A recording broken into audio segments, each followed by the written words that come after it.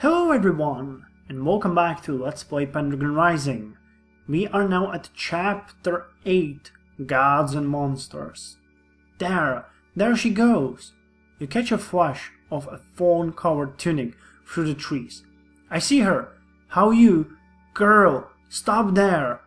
You start running again. Morgan speeds away past you into the trees after the child. Gawain crashes through the undergrowth to your left. Emrys is hot on your heels. You have no idea where Kai is. "We're not going to hurt you," you hear Morgan's voice clear. "We're King Uther's folk. Please stop." "She's been beaten," manages Emrys, out of breath. "Did you see? Bruises across her face." "Gotcha!" You hear Gawain's roar and crashing and squealing. Both of you slow. Emrys sighs. "Well, I'm sure that will make things better." "Calm down, lass. I'm not going to hurt you." Gawain's arm is wrapped around the girl in a bear hug. She's kicking and struggling. "Keep her quiet." Morgan has her bow drawn and paces the edge of the clearing. "If the Saxons are truly here, then they've already heard us," says Emrys mildly. Morgan glares at him. She's been on edge since she got back to Gwynedd from her mother's isle, and she won't tell you why. Perhaps Vivian has finally decided to withdraw her support from the ailing Uther. The number of raids by the Saxons has increased since you went north, and there's increasing pressure on Uther and you to deal them a decisive blow. Despite promises made, additional fighting men haven't reached Dinas Emrys yet, and your warriors are stretched thin. "We can help you," says Emrys, kneeling in front of Gawain and the girl, voice soft. "Tell us who hurt you." The girl stops struggling, tear streaking her face. She's perhaps 7 years old. Emrys reaches out to her cheek. He was right. There's a mottled blue and black pattern of bruises under her skin. "The Christ's man with the sword," she bursts out. "He's got Alad, Owen, Owen's da, everyone, and he's tied up Father Rodri." "Not Saxons then," says Gawain. Emrys looks up to you. You nod. "Shouldn't we wait for Kai?" asks Morgan. "I don't think we have time to spare," you tell her. "He'll catch us up." "Can you show us the way?" Emrys asks the girl. "This was a Roman place. Look at those fallen pillars," says Emrys as you approach the village. "And the well." The buildings are ramshackle wood built on an old stone by the looks of it, the old as the foundations for the new. One building stands out, its frontage a semicircle of columns in mottled grey stone. "That must have been a temple once." "And that's where the trouble is," says Gawain, voice grim. "Look." In the gathering dusk, you can make out armed men standing around the temple in small knots. Some have lit a fire. You see mail shirts, grey cloaks and swords. Saxons? But they don't look like Saxons. They're too uniform, almost in the way that the legions might once have been, save the gear is different. "No," says Gawain, "I don't recognize these at all." He grimaces. "Perhaps a dozen. We haven't a chance against these, even if Kai had called us up. Gods and little fishes. Where has he got to? Probably drunk in a ditch somewhere." Emrys kneels next to the girl again. "You said that this man had your friends. Where? In the temple?" She nods, fists clenched fitfully. "We've got to do something, Arthur," says Morgan. "We can leave it like this. Well, if we..." You hear a sharp cry from the temple, a woman's voice, and the girl pulls free of Emrys' hands and dashes forward. "Ma! Ma!" She dashes past the soldiers as men turn, weapons coming reflexively to hand. Gawain draws his sword. Seems there's not a choice. In a moment, a semicircle of men face you, swords in hands. These are seasoned, trained fighters. "Hold," says one, a lean man with dark hair. "Swords to the ground, or we will not be gentle." "How is beating a child gentle?" Morgan spits the words through gritted teeth, holding her bow taut, arrow trained on the speaker. Emrys holds up a warding hand towards her and addresses the men. "You stand in the presence of Arthur, war leader of Britain and Prince of Gwynedd. This is Gwynedd's land. It's your place to tell us who you are and what it is you do here. Be courteous and you'll meet the same courtesy from us. We are soldiers of the Lord, and we do the Lord's work. It's a new voice, firm and commanding. A mail-clad man strides forward from amongst the pillars. He's dragging a struggling figure, a man dressed in rough robes. He casts a man to the ground. This man is the serpent that leads this village to ruin. He calls himself a man of God, yet leads children in rites outlawed by the Council of Carthage. And you are. I am Difric of the Brothers of Christ. You hear Emrys's indrawn breath. Lord Arthur, wheezes the man on the ground. It was no blasphemy. The temple. It is now our church. It has been sanctified. I read the children in the blessing of the candles. It's the feast of representation of... Difric kicks the priest in the gut. The man collapses, wheezing. Adding the name of our Savior to a pagan ritual does not make it holy. The armored man looks to you. Well, Prince of Gwynedd, will you aid me or hinder me in cleansing this place of evil?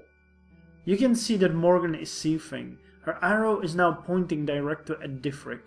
Gawain shoots you a hard, questioning look. Beside you, Emrys murmurs quietly. I've heard of this one. He's insane, Arthur. Tread carefully. So we can talk him around using my knowledge of Christian theology. Well, considering that I'm heavily leaning towards old faith, I don't think that's a good thing. Or, these people are subject to the laws of Gwynedd, Master Difric, not your laws. Release them into my custody and I'll see justice done. If you persist in harming people who are under my protection, then you go against the king. Or, I'll go along with him for now and look for an opportunity to rescue the villagers later.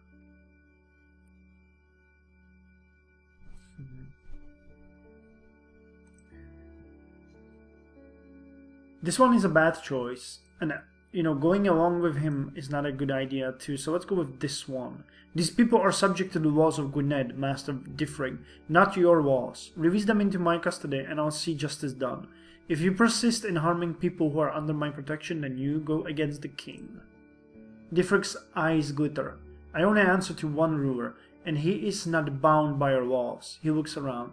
It seems this worship of devils is sanctioned by this land's prince. I weep for its people. Take them. Oh God. Morgan's arm twitches, but you knock her bow sideways. There are 15 swords ready to answer it. You grit your teeth and signal the others to back down. The stonework here is incredible, says Emrys, staring up at the roof above. Did they capture us? Gawain scowls. Ah, well, thank the gods we've been tied up by nutters. Then, so you've got a good view. I mean it, says Emrys. This must have been the temple of an administrator or a victorious general. Someone with money and time. Look, you can see still parts of the fresco behind that screen. I think that's a handmaiden of Vesta. See the white robes? I'd strangle you, but I can't reach your scrawny neck, because of us being tied up. Have you not noticed? Shut up, both of you, says Morgan, uncharacteristically harsh. She's pale. We need to find a way out of this. I can see others, says Gawain, through the archway there. Looks like most of the folk of the village, even elders and children, maybe 40 people in all. He strains against the bounds. What do we do? There's movement. Two of Difric's followers drag in a grey-faced young man and prop him up so he's sitting against a wooden table. They tie his hands above his head. Difric strides in, pulling off his heavy gloves, and takes one knee in front of the captive, examining his face. The boy is perhaps 15 or 16, and looks, from his dress, to be one of the villagers. Difric calls for water. He dips his finger in the cup that's brought to him and splashes water across the boy's face. The boy's eyes flutter and open. He sees Difric and shrinks back, pulling against his bonds. Shh, shh, says Difric softly, laying his hand against the captive's cheek. You are safe here. He looks around, eyes wild. Where? Why? Let me go. Why have you tied me? His voice is harsh, raw. He swallows. What do you want? Your name is Alad, yes? Yes. They tell me that you've had a strange dream. I didn't. I never. I wouldn't. It's alright. You cannot control your dreams. Tell me about them. His voice is soothing and gentle. You're aware that, beside you, Morgan has gone rigid, tense, as if barely keeping herself in check. Alfred shrinks away from him again and looks round at the others. He bites his lip. Teeth, he says. Teeth, tearing at bone and at skin, eating people alive. What are these teeth of? A wild animal? I don't know, he bursts out. I don't, I swear. Sometimes I think that there are wolves hunting in the forest, but sometimes I think that there are men in the skin of wolves. He's shaking now. They ask me to join them. And you see these when you sleep? When did this start? 3 nights ago, the captive whispers. I felt them. They're here.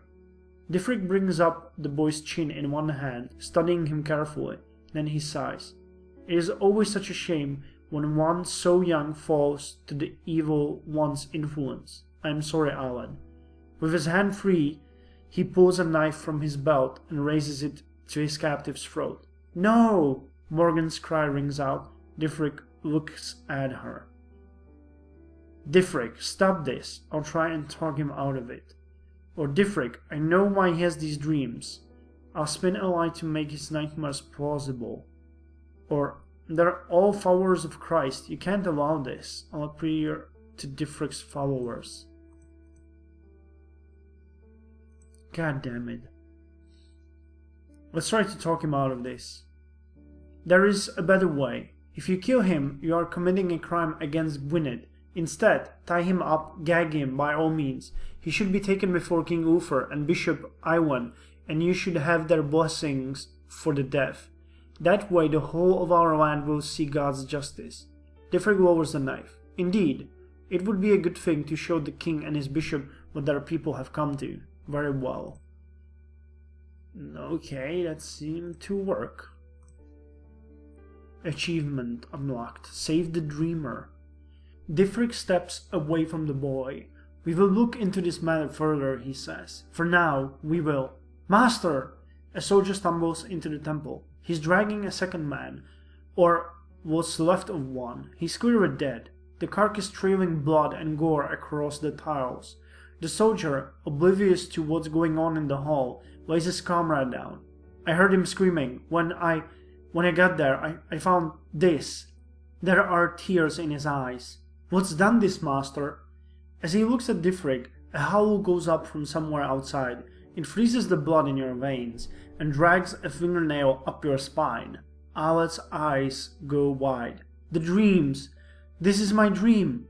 A second howl rises, now from the other side of the temple. That's no wolf, says Gawain. A third joins in, long, mournful, and utterly chilling. The Saxons, says Emrys. You, and you, snaps Diffric to 3 of his men. Outside, find the truth of this, and quickly. Emrys looks at you. Arthur? Free us, you say to Diffric. These are raiders from the east. They will destroy everyone they find here. You will need every blade.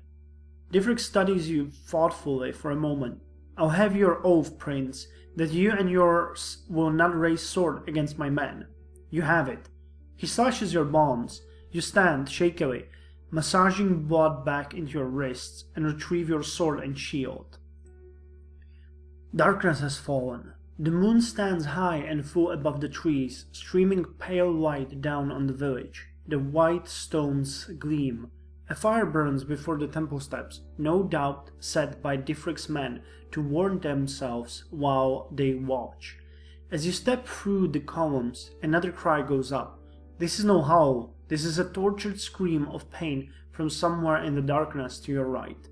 A quartet of Diffric's followers, blades drawn, head into the night at a run. Silence for a time. You strain your eyes, but there's nothing. And then they return, dragging something with them. A body in a grey cloak and mail. Another of Diffric's men, but this one lacks a head. They lay the body at the foot of the steps. Diffric kneels, studying it, somber. He traces the gashes across the man's chest. 3 wounds that have gone straight through the armor, splitting the rings. 3 parallel slashes, choked with blood. Morgan looks at you. "Cynric," she says, voice flat. A howl goes up, then a second. On your far left, something, you only get a flash of it from the corner of your eye, erupts from the darkness and is gone again. One of Diffric's men is dragged with it. One moment he's there, the next gone. "We're facing werewolves, holy fucking shit." "I know what this is," you say quietly to Diffric. "I fought it before." "Tell me what you know, swiftly." "It's Cynric, son of Cedric of the Saxons. He has some strange dark power. He escaped our fortress after slashing the throat of one of our men. I'd swear it's him. Or you wouldn't believe me, but it's no natural creature. This is something neither your god or your sword has strength against. Or, I think you might best call it a demon. You're a man of God. Perhaps the power of God can defeat it."